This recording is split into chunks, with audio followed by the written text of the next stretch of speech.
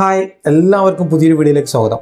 അപ്പോൾ എൻ്റെ കയ്യിലുള്ള ഈ ഒരു ഫോൺ ടെക്നോ എന്ന ബ്രാൻഡിലെ സ്പാർക്ക് 20 Pro Plus എന്നൊരു മോഡലാണ്. അപ്പോൾ ഇതിൽ തന്നെ നമുക്ക് സ്പാർക്ക് 20യും സ്പാർക്ക് 20 Pro എന്ന മോഡലൊക്കെ ഉണ്ട്.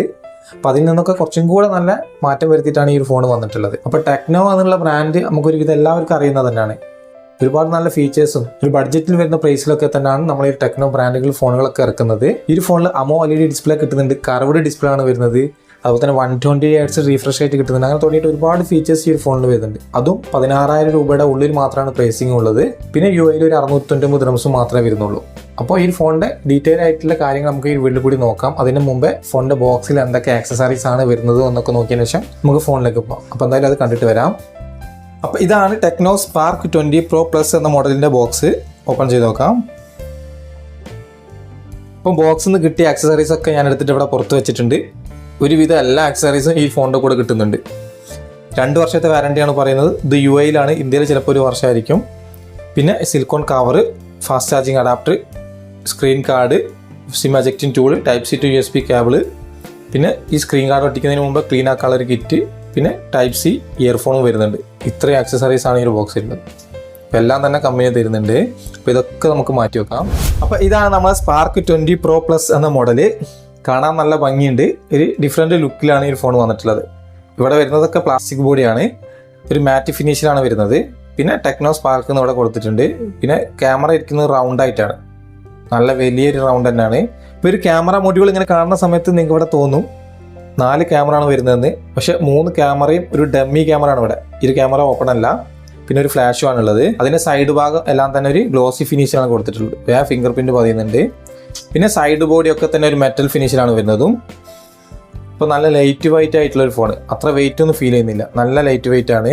പിന്നെ ഇതിൽ വേറെയും ഒരുപാട് കളർ വരുന്നുണ്ട്. ഇതിൽ വരുന്ന ഗ്രീൻ കളർ നോക്കുന്ന സമയത്ത് ഒരു ലെതർ ഫിനിഷിലാണ് കൊടുത്തിട്ടുള്ളത്. ബോഡിയെല്ലാം ലെതർ ഫിനിഷാണ് വരുന്നത്. അത് നല്ലൊരു ഭംഗിയുണ്ട് കാണാൻ. അത് നിങ്ങൾക്ക് ഇവിടെ കാണാം.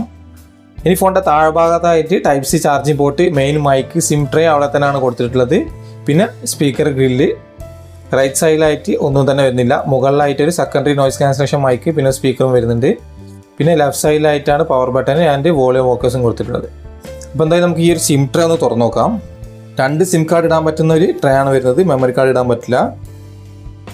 അപ്പോൾ നമ്മൾ ഈ ഫോണിൻ്റെ ഡിസ്പ്ലേ കാണുന്ന സമയത്ത് തന്നെ നിങ്ങൾക്ക് മനസ്സിലായിട്ടുണ്ടാവും, ഒരു രക്ഷയില്ല. നല്ല ബ്രൈറ്റ് ആയിട്ടുള്ള അടിപൊളി ഡിസ്പ്ലേ, നല്ല ബ്രൈറ്റ് ഉണ്ട്. ഈ ഒരു ഡിസ്പ്ലേനെ പറ്റി പറയാനാണെങ്കിൽ ഒരുപാടുണ്ട്. നല്ല കർവ്ഡ് ആയിട്ടുള്ള ഡിസ്പ്ലേ ആണ് വരുന്നത്. ഈ ഒരു പ്രൈസിന് കർവ്ഡ് ഡിസ്പ്ലേ കിട്ടുന്നുണ്ടോ എന്ന് എനിക്ക് തോന്നുന്നില്ല. ഒരു ബ്രാൻഡിലും കൊടുക്കുന്നില്ല എന്നാണ് എനിക്ക് തോന്നുന്നത്. ഈ ഫുൾ ഡിസ്പ്ലേ ആണ് വരുന്നത്. യാതൊരു ബെസൽസോ കാര്യങ്ങളോ ഒന്നും തന്നെ വരുന്നില്ല. പഞ്ചോൾ ക്യാമറ ആണ് വരുന്നത്. 6.78 ഇഞ്ചിന്റെ full HD plus curved AMOLED 120 Hz display ആണ് ഈ ഫോണിനുള്ളത്. 120 Hz റീഫ്രഷ് റേറ്റ് ഒക്കെ ആണ് ഈ ഫോണിന് കിട്ടുന്നത്. അതുപോലെ തന്നെ ടച്ചിന്റെ പെർഫോമൻസ് ഒക്കെ നോക്കുന്ന സമയത്ത് നല്ല സ്മൂത്ത് ആയിട്ട് തന്നെ വർക്ക് ചെയ്യുന്നുണ്ട്.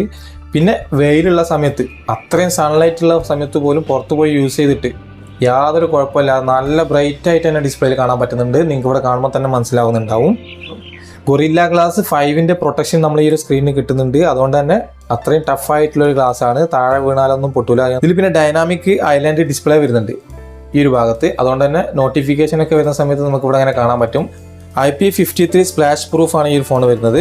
പിന്നെ ഇതിനൊരു ഡിസൈൻ, ഒരു സൂപ്പർ സ്ലീക്ക് ഡിസൈനാണ് വരുന്നത്. ഒരു ഫ്ലാഷിപ്പ് ഫോണിന്റെ ലുക്കൊക്കെ കിട്ടുന്നുണ്ട് നമുക്ക്. ഇനി ഫോണിന്റെ പെർഫോമൻസ് സൈഡ് നോക്കുകയാണെങ്കിൽ Android 14 iOSന്റെ V13.5.0 ആണ് വരുന്നത്. അതുപോലെ തന്നെ മീഡിയാടെക്കിന്റെ Helio G99 Ultimate എന്നുള്ളൊരു പ്രോസസ്സറാണ് ഇതിൽ കൊടുത്തിട്ടുള്ളത്. ഇതൊരു 4G ഫോണാണ്, 5G ഫോണല്ല. അപ്പം നമുക്കറിയാം മീഡിയാടെക്കിന്റെ Helio G99 Ultimate എന്നുള്ള ഈ ഒരു പ്രോസസ്സർ വലിയ ഹൈ പെർഫോമൻസ് തരുന്ന പ്രോസസ്സറല്ല, എന്നാലും കുഴപ്പമില്ലാത്ത രീതിയിലുള്ള പ്രോസസ്സറാണ്. ഇനി ഈ ഫോൺ വരുന്നത് 8GB റാമിൽ 256GB സ്റ്റോറേജിലാണ്. 8GB എന്നുള്ളത് നമുക്ക് 8GB കൂടെ എക്സ്പെൻഡബിൾ ആണ്. പിന്നെ പ്ലസ് ഒരു 5GB ഇതിലും കൊടുത്തിട്ടുണ്ട്. 2 ഇയർ സെക്യൂരിറ്റി അപ്ഡേഷനും 1 ഇയർ OS അപ്ഡേഷനും കമ്പനി പറയുന്നുണ്ട്. അപ്പോൾ ഈ ഫോണിന്റെ ടോട്ടൽ പെർഫോമൻസ് സൈഡ് നോക്കുന്ന സമയത്ത് വലിയ കുഴപ്പമില്ലാത്ത ഒരു ആവറേജ് ക്വാളിറ്റി ഉള്ള ഒരു പെർഫോമൻസ് സൈഡ് തന്നെയാണ് നമുക്ക് ഈ ഫോണിന് കിട്ടുന്നത്. വലിയ കുഴപ്പമൊന്നുമില്ല. ഇതിൽ പിന്നെ ഒരുപാട് ടൈം ഗെയിം കളിച്ചിട്ട് പോലും ചെറിയൊരു ഹീറ്റ് പോലും ഇതിൽ കാണാൻ പറ്റിയിട്ടില്ല. ഇനി ഫോണിൽ വരുന്നത് നമ്മൾ നേരത്തെ പറഞ്ഞതുപോലെ തന്നെ 3 ക്യാമറ ആണ്, ഒരു ഫ്ലാഷും ആണ് കൊടുത്തിട്ടുള്ളത്. അതിൽ വരുന്ന മെയിൻ ക്യാമറ 108 മെഗാ പിക്സലിൻ്റെതാണ്. പിന്നെ 2 മെഗാ പിക്സൽ ഒരു മാക്രോ ക്യാമറ, പിന്നെ 0.8 മെഗാ പിക്സൽ ഒരു ക്യാമറയും കൊടുത്തിട്ടുണ്ട്. അങ്ങനെ 3 ക്യാമറകളാണ് ഇതിൽ കൊടുത്തിട്ടുള്ളത്. സെൽഫി ക്യാമറ വരുന്നത് 32 മെഗാ പിക്സലിൻ്റെതാണ്. എന്തായാലും ഇതിലെടുത്തിട്ടുള്ള കുറച്ച് ഫോട്ടോസിൻ്റെ വീഡിയോസിൻ്റെ സാമ്പിൾസ് നിങ്ങൾക്ക് ഇവിടെ കാണാം. അപ്പോൾ അത് കാണുമ്പോൾ നിങ്ങൾക്ക് മനസ്സിലാവും ക്യാമറയ്ക്ക് എത്രമാത്രം ക്വാളിറ്റി ഉണ്ട് എന്ന്. അപ്പോൾ എന്തായാലും അത് കണ്ടിട്ടൊന്നുമില്ല.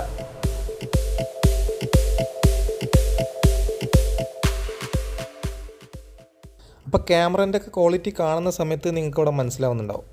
വലിയ കുഴപ്പമൊന്നുമില്ല, അത്യാവശ്യം നല്ല ക്വാളിറ്റി കിട്ടുന്നുണ്ട്. നല്ല നാച്ചുറൽ ആയിട്ടുള്ളൊരു കളറൊക്കെ തന്നെയാണ് കിട്ടുന്നത്.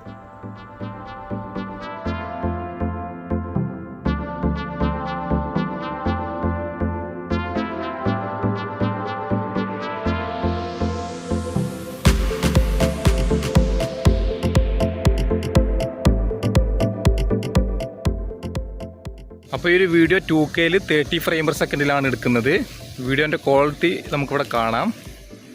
വലിയ കുഴപ്പമൊന്നുമില്ല, അത്യാവശ്യം നല്ല ക്വാളിറ്റി കിട്ടുന്നുണ്ട്. 4K റെസൊല്യൂഷനിൽ നമുക്ക് എടുക്കാൻ പറ്റുന്നില്ല.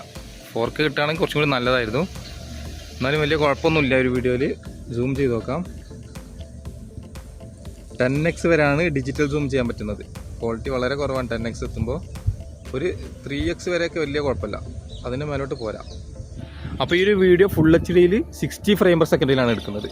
അപ്പോൾ ഇതിൻ്റെ ഒരു ക്വാളിറ്റി നമുക്കിവിടെ കാണാം.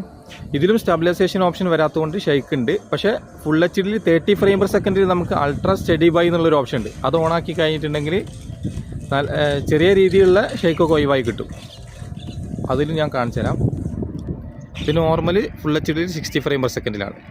അപ്പോൾ ഇതാണ് അൾട്രാ സ്റ്റഡി ബൈ എന്നുള്ള ഓപ്ഷൻ. അത് ഓണാക്കിയിട്ടാണ് എടുക്കുന്നത്. ഇതിൽ നമുക്ക് ഫുൾ HDയിൽ 30 ഫ്രെയിം/സെക്കൻഡിൽ എടുക്കാൻ പറ്റുന്നുള്ളൂ. അപ്പോൾ ഇതിൽ എത്രമാത്രം ഷെയ്ക്ക് ഉണ്ടോ ഇല്ലയെന്ന് നിങ്ങൾക്ക് ഇതിൽ കാണാൻ പറ്റും. മറ്റേ 2 വീഡിയോന്ന് അപേക്ഷിച്ച് ചെറിയ രീതിയിലുള്ള ഷെയ്ക്ക് ഒഴിവായിട്ടുണ്ട് എന്നാണ് എനിക്ക് തോന്നുന്നത്. പക്ഷേ വലിയൊരു ഇത് എഫക്റ്റ് ചെയ്യുന്നില്ല. ഇങ്ങനെ നടക്കുമ്പോൾ മനസ്സിലാവുന്നുണ്ട്. മറ്റേ നടക്കുമ്പോൾ ഒരു ഇളക്കമൊക്കെ ഉണ്ടായിരുന്നു വീഡിയോക്ക്, അതൊക്കെ പോയി കിട്ടിയിട്ടുണ്ട്.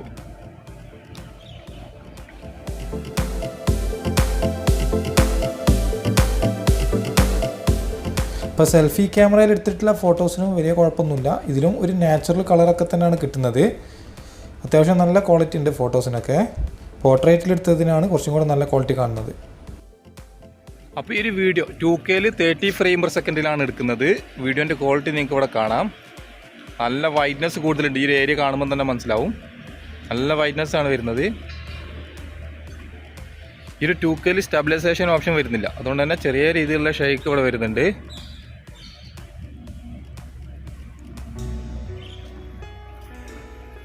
ഈ ഒരു വീഡിയോ ഫുൾ HDയിൽ 60 ഫ്രെയിം/സെക്കൻഡിലാണ്. ഇതിലും നമ്മൾ നേരത്തെ കണ്ടപ്പോൾ തന്നെ കുറച്ച് വൈറ്റ്നസ് കൂടുതലാണ് വീഡിയോയിൽ. ഇതിലും സ്റ്റെബിലൈസേഷൻ ഓപ്ഷൻ വരുന്നില്ല. പക്ഷേ ഇതിൽ തന്നെ നമുക്ക് ഫുൾ HDയിൽ 30 ഫ്രെയിം/സെക്കൻഡിൽ എടുക്കാൻ പറ്റും. അതിൽ നമുക്ക് അൾട്രാ സ്റ്റഡി ബൈ എന്നിട്ടുള്ള ഒരു ഓപ്ഷൻ വരുന്നുണ്ട്. അത് ഓണാക്കി കഴിഞ്ഞിട്ടുണ്ടെങ്കിൽ ചെറിയ രീതിയിലുള്ള ഷെയ്ക്കൊക്കെ പോയി കിട്ടും. അത് ഓണാക്കിയിട്ടൊന്ന് നോക്കി നോക്കാം. അപ്പോൾ ഈ ഒരു വീഡിയോ സ്റ്റഡി മോഡ് ഓണാക്കിയിട്ട് എടുക്കുന്നത്. അതുകൊണ്ട് തന്നെ ചെറിയ രീതിയിലുള്ള ഷെയ്ക്കൊക്കെ ഒഴിവാക്കി കിട്ടിയിട്ടുണ്ട്. ഇതും ഫുൾ HDയിൽ തന്നെ നമുക്ക് എടുക്കാൻ പറ്റുന്നത്. ഇതിലും ബ്രൈറ്റ്നസ് വളരെ കൂടുതലാണ്. പിന്നെ കുറേ ഓപ്ഷൻസ് വരുന്നുണ്ട് ക്യാമറയിൽ. ഇതിൽ ഇനി ഫോണിൽ വരുന്നത് ഡുവൽ സ്റ്റീരിയോ സ്പീക്കേഴ്സ് ആണ്. അതുകൊണ്ട് തന്നെ നല്ല സൗണ്ട് ഉണ്ട് ഇതിൻ്റെ സ്പീക്കറിന്. അതിന് സിനിമ ഒക്കെ കണ്ട സമയത്ത് നല്ല ക്വാളിറ്റിയിൽ നല്ല ക്ലിയർ ആയിട്ട് തന്നെ കേൾക്കാൻ പറ്റിയിട്ടുണ്ട്. എന്തായാലും നമുക്കൊന്ന് സൗണ്ട് കേട്ടോക്കാം.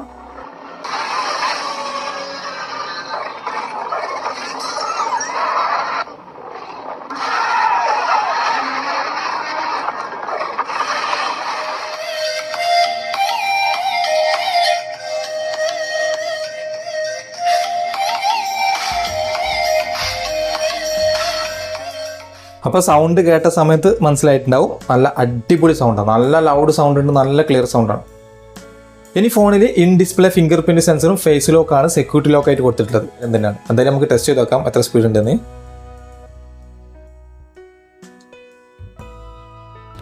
ഫിംഗർ പ്രിന്റ് സെൻസർ പെട്ടെന്ന് തന്നെയാണ് സെൻസായിട്ട് വരുന്നത്. യാതൊരു ഡിലേ കാര്യങ്ങളൊന്നും അവിടെ കാണുന്നില്ല. വലിയ കുഴപ്പമില്ലാത്ത രീതിയിൽ തന്നെ വർക്ക് ആവുന്നുണ്ട്. ഇനി ഫേസ് ലോക്ക് നോക്കി നോക്കാം. നല്ല സ്പീഡിൽ വർക്ക് ചെയ്യുന്നുണ്ട്, യാതൊരു ഡിലേ ഇല്ല. ഇനി ഫോണിൽ വരുന്ന കണക്ടിവിറ്റി നോക്കുകയാണെങ്കിൽ വൈഫൈയിൽ 2.4 5 GHz സപ്പോർട്ടാണ്. NFC വരുന്നുണ്ട്, സ്ക്രീൻ റെക്കോർഡിംഗ് വരുന്നുണ്ട്, സ്ക്രീൻ മിററിംഗ് വരുന്നുണ്ട്. അങ്ങനെ തുടങ്ങിയിട്ട് ഒരുപാട് ഓപ്ഷൻസ് ഇവിടെ കാണാം. കിഡ്സ് മോഡ് ഉണ്ട്. ഇനി ഫോണിൽ 5000 mAh ഒരു ബാറ്ററി കപ്പാസിറ്റിയാണ് വരുന്നത്. 33 വാട്ടിൻ്റെ ഫാസ്റ്റ് ചാർജറും ബോക്സിൻ്റെ കൂടെ കൊടുക്കുന്നുണ്ട്.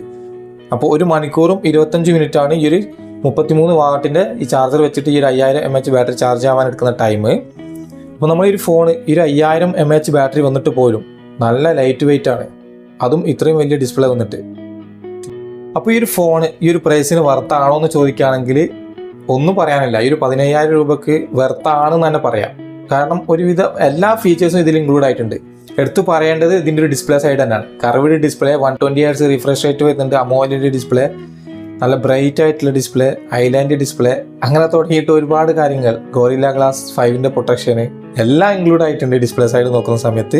പിന്നെ ക്യാമറയിലും വലിയ കുഴപ്പമൊന്നുമില്ല, അത്യാവശ്യം നല്ല ക്വാളിറ്റി ഫോട്ടോസും വീഡിയോസും ഒക്കെ നമ്മളിവിടെ കണ്ടതാണ്. പിന്നെ ഇൻ ഡിസ്പ്ലേ ഫിംഗർ പ്രിന്റ് സെൻസറും കിട്ടുന്നുണ്ട്. അധികം നമുക്ക് ഇതുപോലുള്ള ഫോണുകളിലൊക്കെ തന്നെ സൈഡ് മൗണ്ട് ഫിംഗർ പ്രിന്റ് സെൻസറാണ് വരാറ്, ഇതിൽ ഇൻ ഡിസ്പ്ലേ കിട്ടുന്നുണ്ട്. അതുപോലെ തന്നെ സൗണ്ട് ക്വാളിറ്റി ഒന്നും രക്ഷയില്ല. നല്ല ഡുവൽ സ്റ്റീരിയോ സ്പീക്കർ സൗണ്ട് വരുന്നത് കൊണ്ട് തന്നെ നല്ല അടിപൊളി ക്വാളിറ്റിയാണ് സൗണ്ടിനൊക്കെ കിട്ടുന്നത്. പിന്നെ ഇതിൻ്റെ ഒരു പോരായ്മയായിട്ട് എനിക്ക് തോന്നിയത് ഇതിൽ 4G കൊടുത്തിട്ടുള്ളൂ. 5G കൊടുക്കുകയാണെങ്കിൽ ഒന്നും കൂടി ബെറ്റർ ആയിരുന്നു. അതുപോലെ തന്നെ 4K റെസൊല്യൂഷനിൽ നമുക്ക് വീഡിയോ എടുക്കാൻ പറ്റുന്നില്ല. പിന്നെ അൾട്രാ വൈഡ് ക്യാമറയും ഇതിൽ കൊടുത്തിട്ടില്ല. അങ്ങനെ 2-3 കാര്യങ്ങൾ ഒഴിവാക്കുകയാണെങ്കിൽ ഈ ഒരു ഫോൺ എന്തുകൊണ്ടും ബെറ്ററാണ് ഈ ഒരു പ്രൈസിൽ. പിന്നെ ഇതെല്ലാം കൂടെ ഇതിൽ ഇൻക്ലൂഡ് ആക്കുന്ന സമയത്ത് നമുക്കറിയാം ഈ ഒരു പ്രൈസിലൊന്നും ഈ ഒരു ഫോൺ നിൽക്കില്ല എന്ന്. അപ്പോൾ എന്തായാലും നിങ്ങൾ അഭിപ്രായം കമൻ്റ് ആയിട്ട് അറിയിക്കുക. അപ്പോൾ ഇത്രയോട് നമ്മൾ ടെക്നോ സ്പാർക്ക് 20 Pro Plus എന്ന മോഡലിൻ്റെ ഒരു അൺബോക്സിംഗ് ആൻഡ് റിവ്യൂ വീഡിയോ ഇഷ്ടപ്പെട്ടുണ്ടെങ്കിൽ ലൈക്ക് ചെയ്യാൻ മറക്കരുത്. അതുപോലെ ഇതുവരെ ചാനൽ സബ്സ്ക്രൈബ് ചെയ്തില്ലെങ്കിൽ എത്രയും പെട്ടെന്ന് സബ്സ്ക്രൈബ് ചെയ്ത് സപ്പോർട്ട് ചെയ്യാം. ഒരുപാട് വീഡിയോസ് നമ്മൾ ഇനി അങ്ങോട്ട് ചെയ്യുന്നുണ്ട്, അതൊക്കെ നിങ്ങൾക്ക് കിട്ടുന്നതാണ്. അപ്പോൾ പുതിയൊരു വീഡിയോ ആയിട്ട് കാണാം. അതുവരെ ബൈ.